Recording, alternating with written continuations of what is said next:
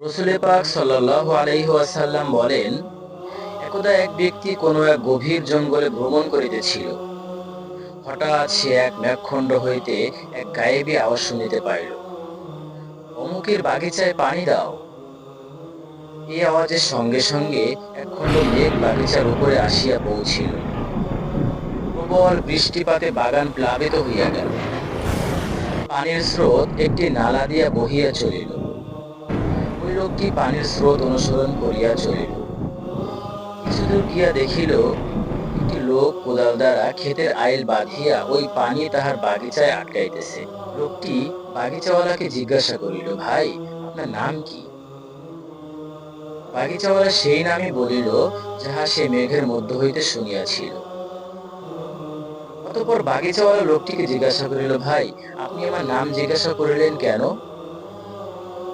লোকটি বলিল, যে মেঘের এই পানি উহার মধ্য হইতে একটি আওয়াজ শুনিয়াছি, আপনার নাম লইয়া বলিয়াছে, অমুকের বাগিচায় পানি দাও। আচ্ছা, আপনি বলুন তো, আপনি কি আমল করেন? আপনি কি করিয়া আল্লাহর এত পেয়ারা হইলেন? বাগিচাওয়ালা বলিল, ইহা তো বলার কথা নয়, কারণ আল্লাহর ওয়াস্তের কাজ বলা ভালো নহে। শুধু আপনার অনুরোধ রক্ষার্থে বলিতেছি। এই বাগিচায় যাহা কিছু ফসল উৎপন্ন হয়, তাহা ৩ ভাগে ভাগ করি।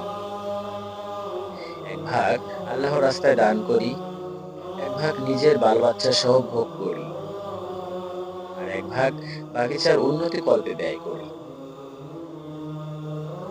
আল্লাহ পাকের কি রহমত! যে ব্যক্তি খাঁটিভাবে আল্লাহর ফরমান আদায় করে, তাহার যাবতীয় কার্য আল্লাহ গায়েব হইতে সাহায্য করিয়া এমন সুন্দর রূপে সমাধা করিয়া দেন যে সে জানিতেও পারে না। উপরোক্ত ঘটনাটি ইহার জ্বলন্ত প্রমাণ।